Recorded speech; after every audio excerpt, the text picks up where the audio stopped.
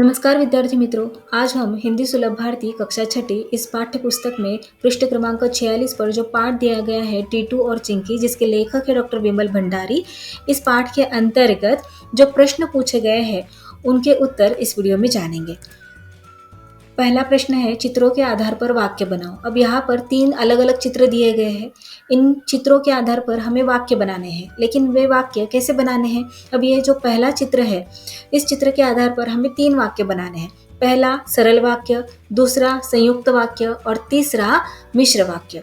अब आप कहेंगे ये कौन से वाक्य है? सरल वाक्य, संयुक्त वाक्य, मिश्र वाक्य। चलिए देखते हैं।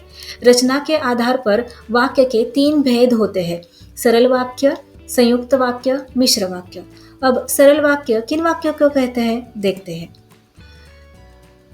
एक ही कर्ता, जिस वाक्य में एक ही कर्ता और एक ही क्रिया है, उस वाक्य को सरल वाक्य कहते हैं। जैसे राम आम खा रहा है। अब इस वाक्य में राम कर्ता है और खा रहा है क्रिया है, एक ही कर्ता है और एक ही क्रिया है, तो इस प्रकार के वाक्यों को सरल वाक्य कहते हैं। संयुक्त वाक्य किन्हें कहते हैं? जिन वाक्यों में 2 या 2 से अधिक स्वतंत्र साधारण वाक्य होते हैं उन्हें संयुक्त वाक्य कहते हैं। ध्यान दीजिए, जिन वाक्यों में 2 या 2 से अधिक स्वतंत्र वाक्य होते हैं उन्हें संयुक्त वाक्य कहते हैं। इन वाक्यों की पहचान क्या है? जिन वाक्यों में किंतु, परंतु, लेकिन, तथा, या, अथवा, और, बल्कि, अतः इन प्रकार के शब्द आते हैं उन वाक्यों को संयुक्त वाक्य कहते हैं। जैसे राम खाना बना रहा है और श्याम खाना खा रहा है। इस वाक्य में 2 स्वतंत्र साधारण वाक्य है। कौन से? पहला है राम खाना बना रहा है और दूसरा वाक्य है श्याम खाना खा रहा है। इन 2 स्वतंत्र वाक्यों को और यह शब्द जोड़ रहा है, तो इस प्रकार के वाक्य को कहते हैं संयुक्त वाक्य। अब देखते हैं मिश्र वाक्य किसे कहा जाता है। मिश्र वाक्य में एक वाक्य दूसरे वाक्य पे आश्रित रहता है। इसकी पहचान है कि, ताकि, क्योंकि, जैसा कि, यदि, अगर, चूंकि, ज से शुरू होने वाले शब्द जैसे जो, जब, जहाँ, जिसको, जिसे, जिससे, जिसमें इत्यादि। उदाहरण से समझते हैं। उसने कहा कि टीना स्कूल गई। अब इस वाक्य में उसने कहा यह एक वाक्य है, लेकिन यह वाक्य दूसरे वाक्य पर आश्रित है। कौन से वाक्य पर आश्रित है? टीना स्कूल गई। मिश्र वाक्य में क्या होता है? एक वाक्य दूसरे वाक्य पर आश्रित रहता है। दूसरे वाक्य के बिना पहला वाक्य अधूरा सा लगता है।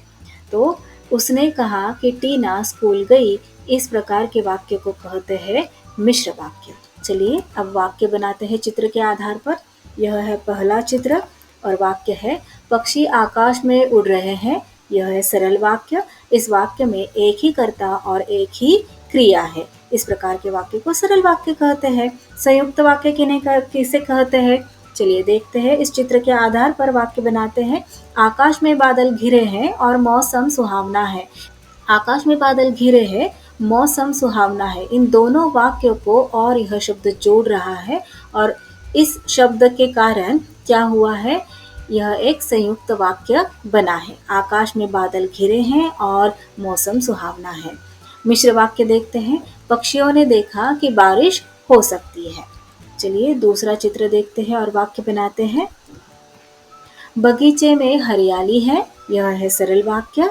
फूल खिले हुए हैं और तितलियां उन पर मंडरा रही हैं। यह है संयुक्त वाक्य। और मिश्र वाक्य कैसे बनेगा? तितलियां आती हैं तो बगीचे की सुंदरता बढ़ जाती है।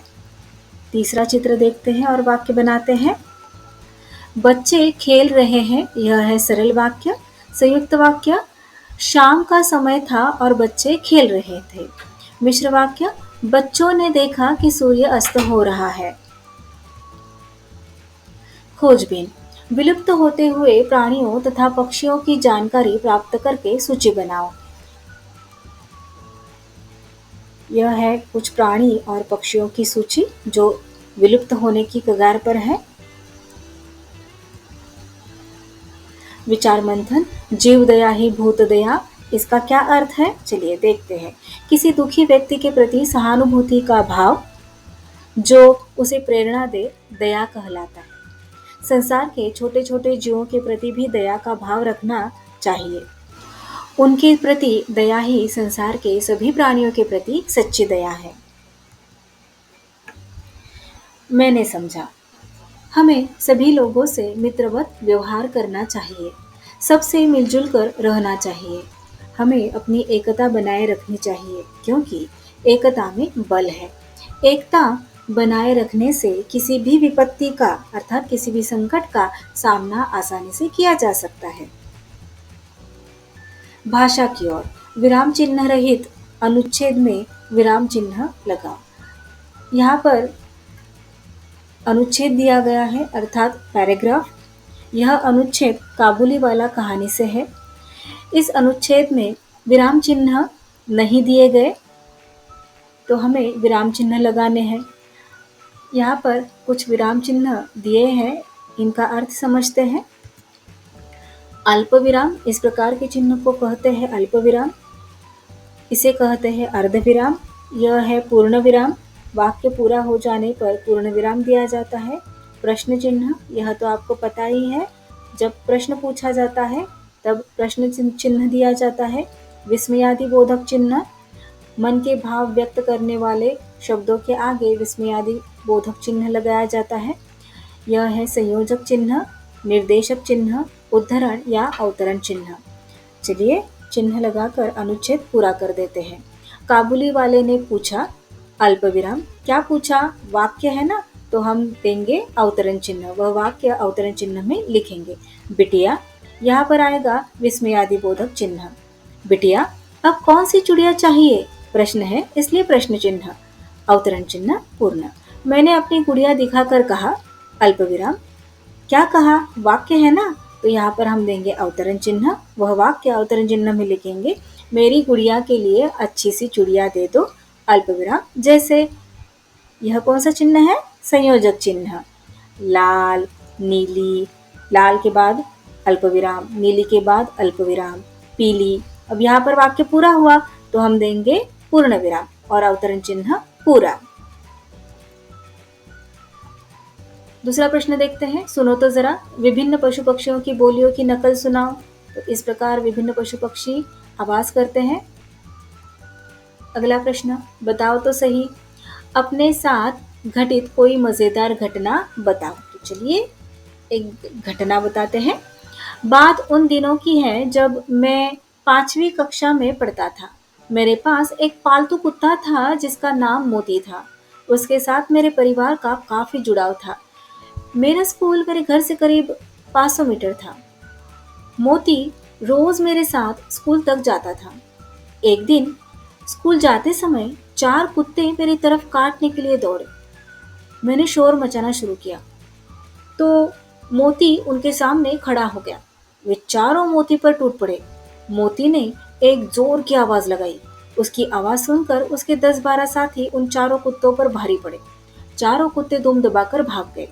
फिर मैंने राहत की सांस ली और मोती को गले लगाया। अगला प्रश्न, वाचन जगत से उपन्यास सम्राट प्रेमचंद की कोई एक कहानी पढ़ो, उसका विषय बताओ। चलिए, मैंने प्रेमचंद की एक कहानी पढ़ी जिसका नाम था बड़े भाई साहब। इसमें बड़े भाई साहब और उनका छोटा भाई छात्रावास में रहते हैं। दोनों में 2 साल का अंतर रहता है। बड़े भाई खूब पढ़ते हैं और छोटा भाई खूब खेलता कूदता है। फिर भी बड़े भाई 9वीं में 2 बार फेल हो जाते हैं और छोटा भाई उनकी कक्षा में उनकी बराबरी पर आ जाता है। मेरी कलम से बाघ बचाओ परियोजना के बारे में जानकारी प्राप्त कर लिखो। बाघ बचाओ परियोजना भारत सरकार द्वारा संचालित परियोजना है। बाघ भारत का राष्ट्रीय पशु है।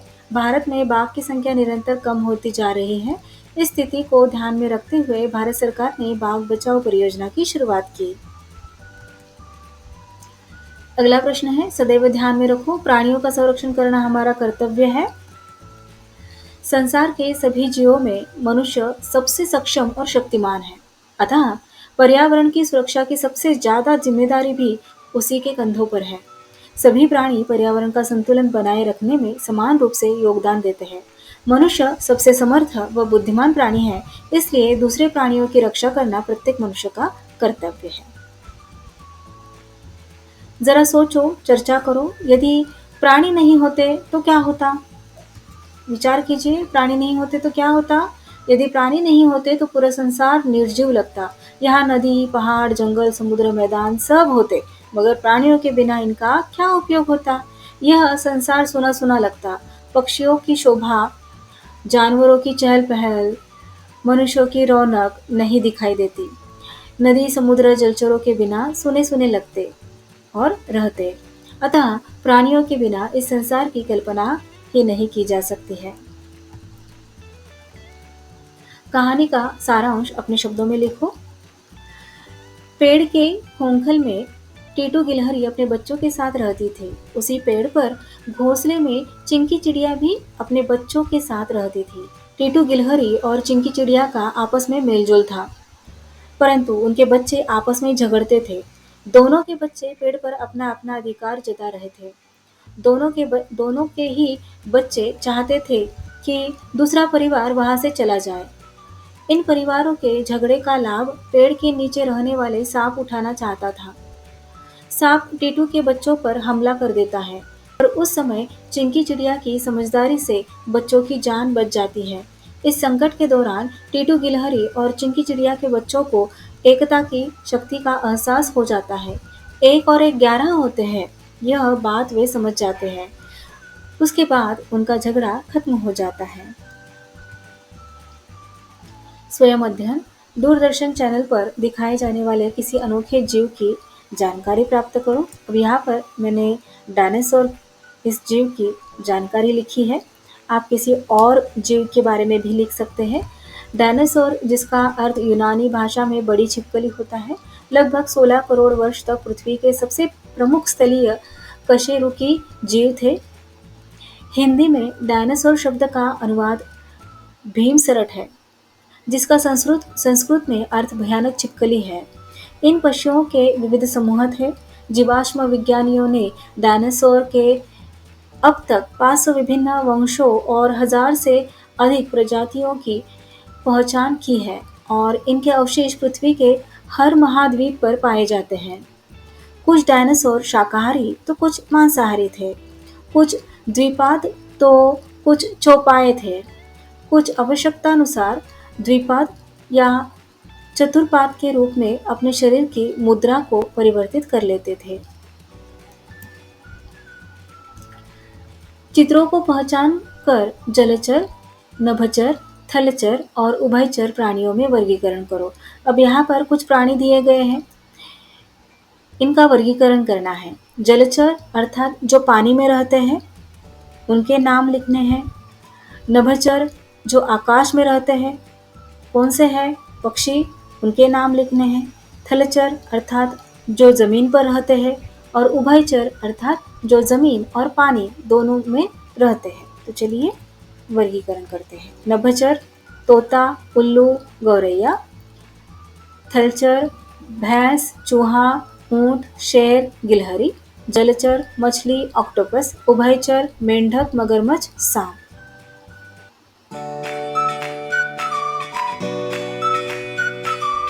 So that's all for today. We will meet again in our next video. Till then, keep learning, keep enjoying. Bye bye.